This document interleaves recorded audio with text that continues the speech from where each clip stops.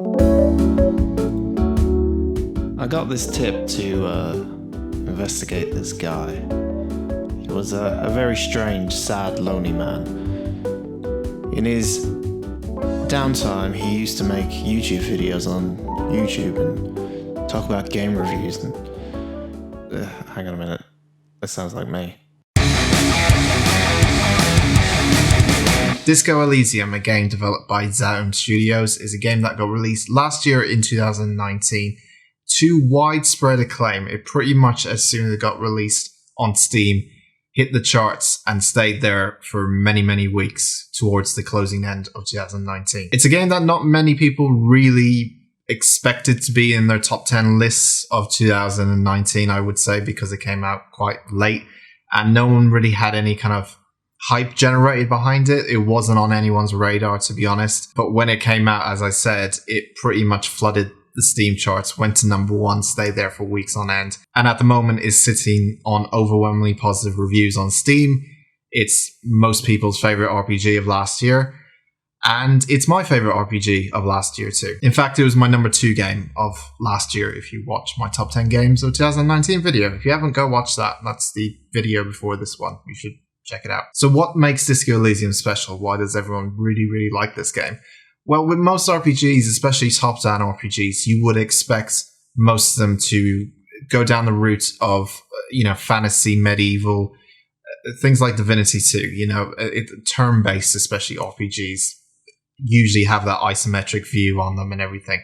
But this time, in this kind of RPG, you are playing a detective. Without going into too much spoilers, you play as a detective who seemingly has forgotten their past life. They have some sort of amnesia. They've forgotten who they are, and they wake up in this hotel room and they have to carry on their work as a police officer, not really knowing what happened the day before or the previous weeks, and trying to figure out what kind of character this person is, even though you do play as them. It's kind of interesting because it dumps you into a character who you don't know anything about, but you're like halfway into their, 30s or 40s life and you have no idea what they're about. But that kind of makes sense because when you start playing a game, you don't know who the character is. And there's usually a huge backstory to everything and how this character works. But you actually have to figure it out as time goes on.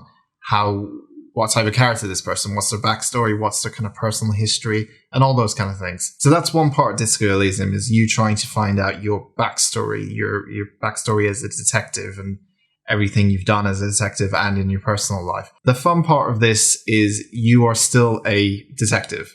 You still have to do your job. And you get put into a scenario where you get teamed up with a partner and you get immediately put into a murder investigation.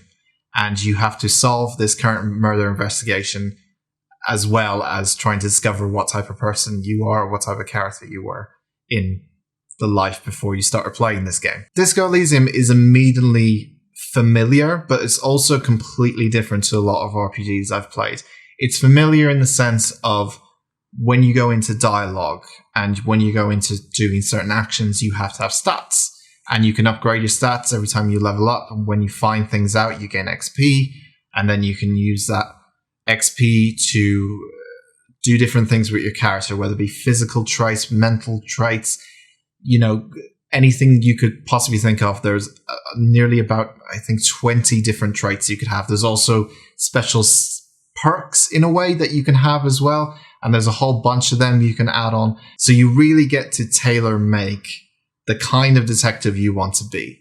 And you can be the best detective you want to be and just not do any kind of partying or drinking or smoking or doing drugs. Or you can be the complete opposite and be a nuisance to everyone and be rude and do all sorts of things. It's really down to you. It's a very unique idea where you are trying to solve a case, but at the same time, you're kind of battling with yourself. Because A, you don't know who you are really at the start of the game, and B, you're not very good at things at the start because you don't remember things. So you're trying to battle with yourself as well as the game itself in terms of how stats work and how the RPG mechanics work. This game is truly all about talking, and it's all about conversations. There's no combat in this game. It's all about investigation and talking to people and deciphering clues and choices you make in conversations to people, or choices you make for actions. But you don't actually do any kind of combats in this game. It's all dialogue. And that may throw people off because there is a lot of reading, and I mean a serious amount. But the good thing about this is that Disco Elysium's writing is the best I've seen in a while in an RPG. It is so good. It's engrossing. It's intriguing. It's humorous a lot of the times. It's a really funny game. But different characters are just really interesting in this game. There's the vast variety of characters you can speak to, you can investigate, or people you don't even have to speak to. But there's a vast number of different people who have hidden agendas, things you don't know about.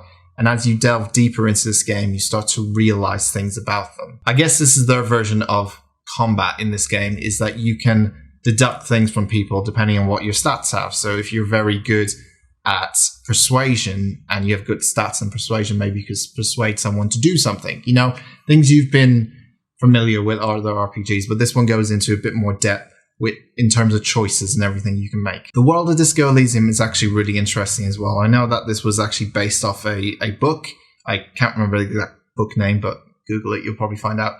And the world itself it's hard to describe, but it's more like a neo-steampunky world. I think it's the closest I can get to it. It's not necessarily too far into the future where it's like cyberpunk, but it's got this steampunky industrial vibe to it, and it's a really sad and depressing feel to the whole thing. It's all down to how the character portraits are kind of these oily, painted character portraits. Everything it's got a real unique art style to it, but it's also kind of familiar. It's got this low morale, depressing feel to the whole world where everyone doesn't really have a lot of hope for their future or what's about to happen to them or what kind of world they live in.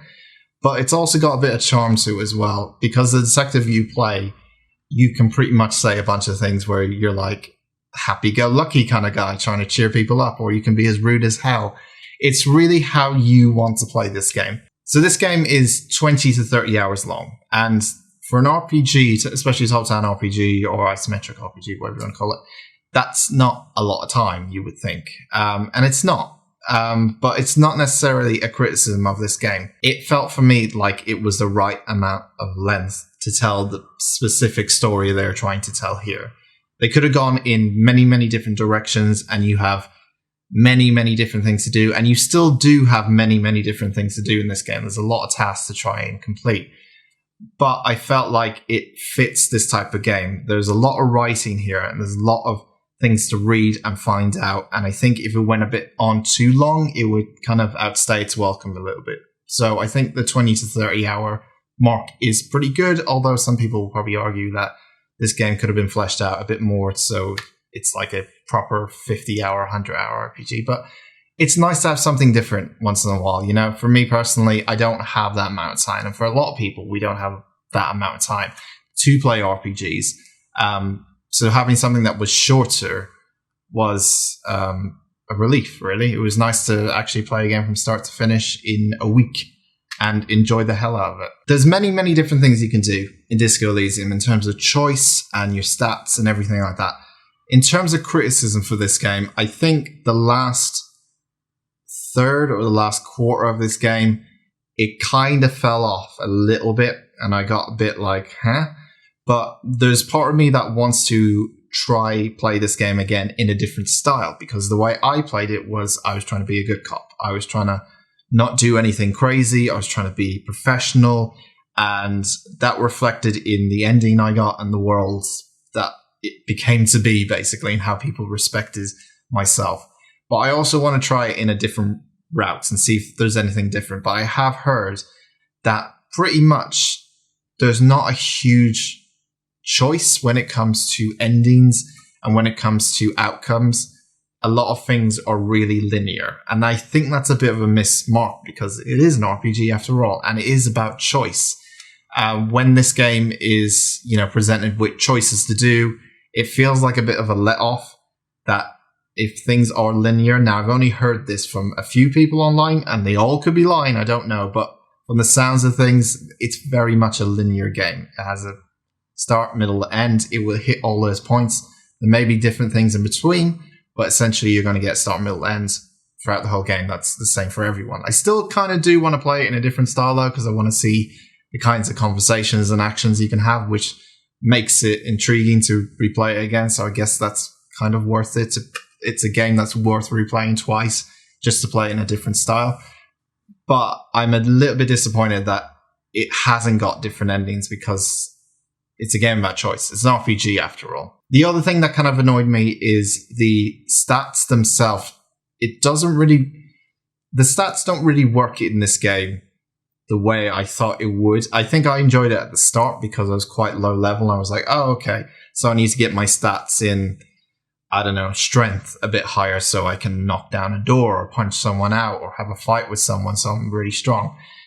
But because the game is short, the stats really don't matter. And what you tend to end up doing is, especially in the late game, last third especially, this became very annoying, is that you can do certain actions again and again every time you level up. And the way you level up your stats is you just put like a point into your whatever stat you want to level up, and you get a out of 100% chance of doing that action. And if you do that action and fail, you have to wait until you level up again. So you got to do other stuff and then come back to that action. So say you want to, I don't know, open a door or lockpick a door. Well, if you fail the first time you lockpick that door, you have to come back again after you level up, put a point in your lockpicking skill, and then do it again so you have a higher percentage. And if that fails, you got to do it again. And it's a constant repeat. And again, it's more or less the last third of this game. It was a constant repeat of going back and forth doing the same thing until I got success, which kind of got a little bit boring towards the end. And I was just like, okay, I get it. I just need to keep doing stuff. And I hopefully there's another way around things, and I just wasn't looking clearly, but it felt like I had to do something specific.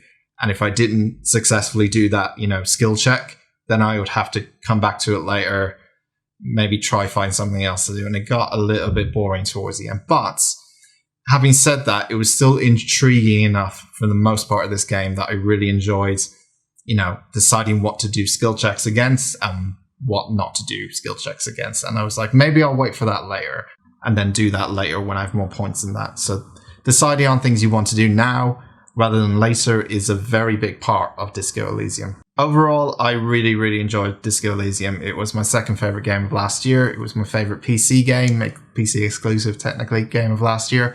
My favorite RPG of last year. I think it's a wonderful, wonderful game.